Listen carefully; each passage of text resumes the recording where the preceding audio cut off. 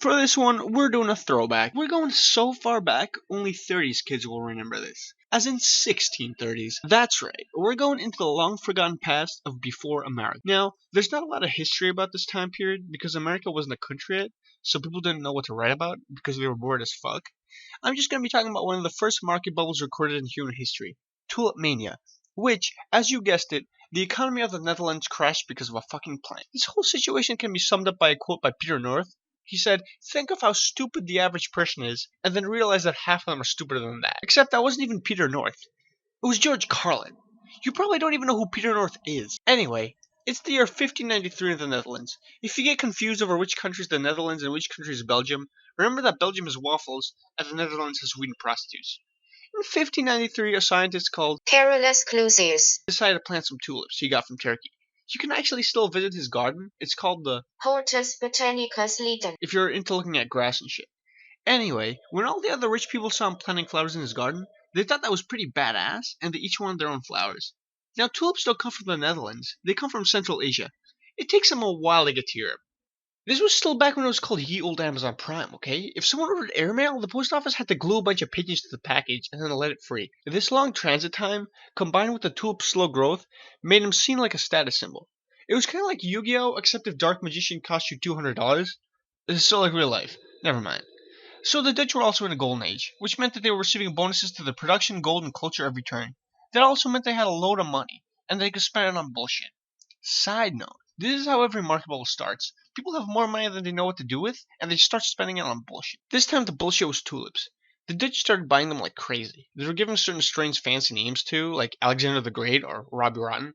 But if the tulips were playing cards, then there must have been holographic ones, right? Of course there were. There was a virus that infected the tulip bulb and caused it to break out into different colors. Tulips naturally take a long time to grow, and getting them infected with a virus took an even longer period of time, making them even unhealthier. It was a virus, a disease which made the tulips weaker. It was a weird situation in which a sick plant was worth more than a healthy one. But the final factor which caused the price to spike up was the wonderful world of future contracts. The Dutch were pioneers in the economic world, and they created financial ideas like sharing the market. This time they made future contracts. A future contract is when you meet up with a guy and you decide to buy something. Except, yeah, he's from the future. No, okay. Imagine he grows tulips. It's November now, but you want 500 tulips in July. So you tell him that you're going to buy 500 tulips for 500 florins, which is Dutch for bitcoins, in July. This is 1 florin per tulip. You want to make the contract so that no matter what happens to the tulips, you'll get them for 500 florins in July. If it turns out that the supply of tulip goes up, and now 500 tulips are worth 0.5 florins, you fucked up. Because now you have to pay more than market price. But if the supply of tulips went down, and now 500 tulips are worth 1,000 florins, you lucked out. You're buying them below market price. You could sell them at a profit. You're making a bet with the other person about the price of tulips. You basically want to fuck each other. All these factors, and the fact that the Dutch literally had nothing else to do, all made the tulip's price shoot up to absurd levels. A single bulb of Semper Augustus would go for more than $1,000 today.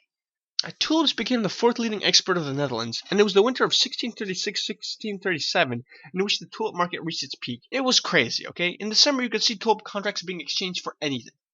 But none of the contracts ever got fulfilled. Why?